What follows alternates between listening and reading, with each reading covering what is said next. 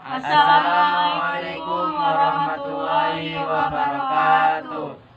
Kami dari kelompok 1 ingin menjelaskan tentang wawasan Nusantara.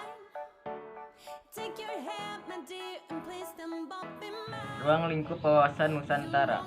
Wawasan Nusantara merupakan salah satu hal penting yang harus dipelajari dan dipahami oleh semua warga negara Indonesia.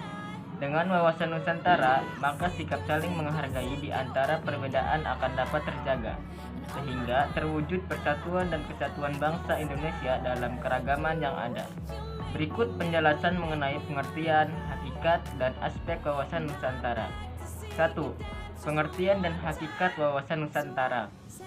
Setiap bangsa di dunia memiliki cara pandang terhadap kebangsaan dan tanah airnya masing-masing. Dan cara pandang tersebut kebangsaannya itu kemudian disebut sebagai wawasan kebangsaan. Begitu juga Indonesia sebagai bangsa majemuk dan pluralistik. Bangsa Indonesia memiliki wawasan kebangsaan sendiri yang sesuai dengan nilai-nilai Pancasila. Semangat dan wawasan kebangsaan menjadi penting untuk ditumbuh kembangkan. Karena rasa kebangsaan sebagai manifestasi dari rasa cinta pada tanah air. Pada gilirannya, membangkitkan kesadaran kita akan arti mahal dan bernilainya rasa kesatuan dan persatuan bangsa Indonesia ini.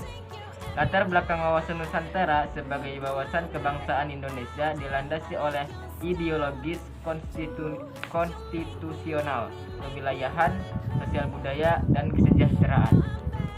Dan menurut Munajat Danusaputro mengemukakan bahwa istilah konsepsi wawasan Nusantara mulai dikenal sebagai wawasan kebangsaan dapat dinilai dari berbagai segi sebagai berikut.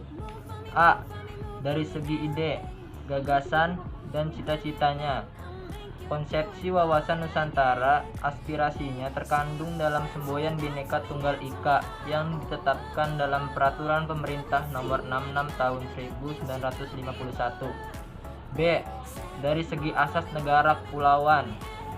Konsepsi wawasan Nusantara terdapat dalam Deklarasi Juanda 13 Desember 1957 yang mengumumkan tentang batas teritorial laut Indonesia selebar 12 mil diukur dari titik luar kepulauan Indonesia yang terluar.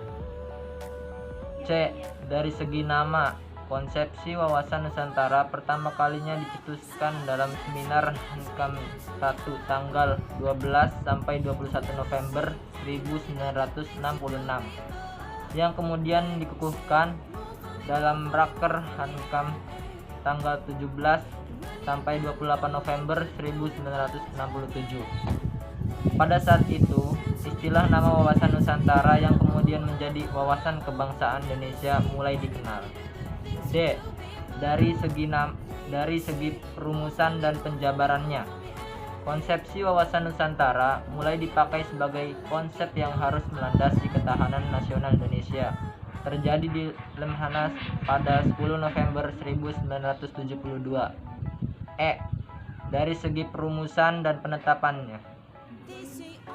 Konsepsi wawasan Nusantara sebagai wawasan pembangunan nasional terjadi pada tanggal 22 Maret 1973 berdasarkan ketetapan MPR RI nomor 4/MPR/1973. Unsur dan asas wawasan Nusantara. Sebagai cara pandang terhadap diri dan lingkungannya, wawasan Nusantara memiliki beberapa unsur dasar dan asas. Adapun unsur-unsur dan asas wawasan Nusantara sebagai berikut.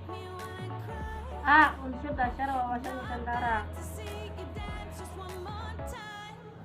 Wadah, isi, dan tata laku merupakan unsur-unsur dalam wawasan Nusantara. Adapun penjelasan mengenai unsur-unsur tersebut sebagai berikut. 1. Wadah atau kontor. Dalam melakukan sebagai berikut ataupun kegiatan maka dibutuhkan wadah yang dapat menampungnya dan menyalurkannya. B. Asas wawasan Nusantara. Untuk menjadikan bangsa Indonesia sebagai bangsa yang utuh, maka dalam wawasan Nusantara juga terdapat asas yang harus dipatuhi. Asas wawasan Nusantara merupakan ketentuan atau kaidah dasar yang harus dipatuhi.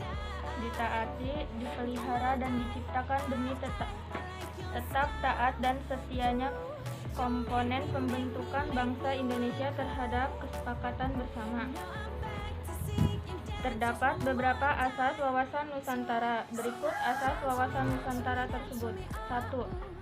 Keadilan. Adapun yang dimaksud dengan keadilan dalam wawasan Nusantara yaitu kesesuaian pembagian hasil dengan adil, jerih payah dan kegiatan baik perorangan, golongan, kelompok maupun daerah. 2. Kejujuran, keberanian berpikir, berkata, dan bertindak sesuai realitas serta ketentuan yang benar, meskipun realitas atau ketentuan itu pahit dan kurang enak didengar. 3. Solidaritas. Diperlukan kerjasama mau memberi dan berkorban bagi orang lain tanpa meninggalkan ciri dan karakter budaya masing-masing. Kerjasama. Kerjasama dalam wawasan Nusantara yaitu adanya koordinasi yang mengerti yang didasarkan atas kesetaraan sehingga kerja kelompok, baik kelompok kecil maupun besar, dapat dicapai sinergi yang lebih baik. 5. Kepentingan yang sama. Ketika menegakkan dan merebut kemerdekaan, kepentingan bersama bangsa Indonesia adalah mendalangi penjajah secara fisik dari bangsa lain. Sekarang bangsa Indonesia harus menghadapi penjajahan yang berbeda, misalnya dengan cara adu domba dan mencecah belah bangsa menggunakan hadil HAM atau lingkup hidup. 6. Kesetiaan berdasarkan kesepakatan bersama. Kesetiaan terhadap kesepakatan bersama untuk menjadi bangsa dan mendirikan negara Indonesia yang mulai dicetuskan dan dirintis oleh Budi Utomo tahun 1908. Sumpah Pemuda tahun 1928 dan Proklamasi Kemerdekaan 17 Agustus 1945. Kesetiaan terhadap kesepakatan ini sangat penting dan menjadi tonggak utama terciptanya persatuan dan kesatuan dalam Bhinneka. Jika kesetiaan ini goyah, dapat dipastikan peratusan dan kesatuan akan hancur berantakan.